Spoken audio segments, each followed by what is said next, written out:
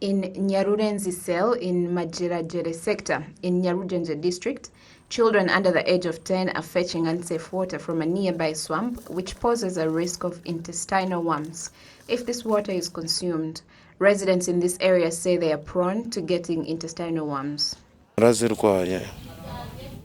I had the intestinal worms and I had a lot of stomach ache and nausea, which made me not go to work. I would spend my day at home sleeping. If a 10-year-old or a 5-year-old and below gets worms, it retards their growth, affects their appetite, which is a challenge towards them. The administration of Nyarurenzi Health Center says it receives people with gastrointestinal problems, but the numbers are declining as a result of the ongoing awareness campaign that are being done. In the last 3 months, we've had 47 children with gastrointestinal worms and 275 adults. When we compare it to the past, we see that it has decreased because there were times we had between 500 and 700 cases. Several intestinal worms are less now because of the deworming tablets given to children.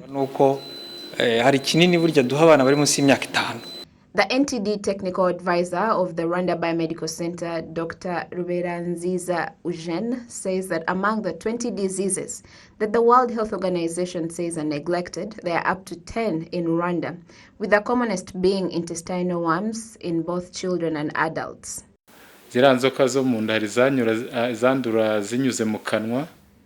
Among the intestinal worms, there are those acquired orally, such as the Ascaris worm, and others one can get through the skin when they step in mud barefoot. These worms get to the soil through people that don't have toilets and drop their waste in fields. When you practice good hygiene and drink clean water, you can avoid the intestinal worms.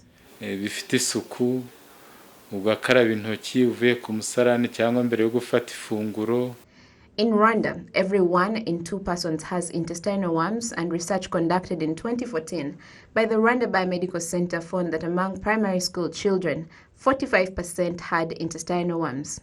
Dr. Rwanda says that when the intestinal worms are not treated properly, they have a serious impact on the health of the patient. Gastrointestinal worms are dangerous. They retard children's growth and prevent them from going to school or makes them lose concentration. There are even some unfortunate cases where children die. When pregnant women have these worms, they cause anemia and the child doesn't grow. And even among adults, we've seen reports of people dying from the intestinal worms because they were left untreated for a long time. In general, they affect one's quality of life.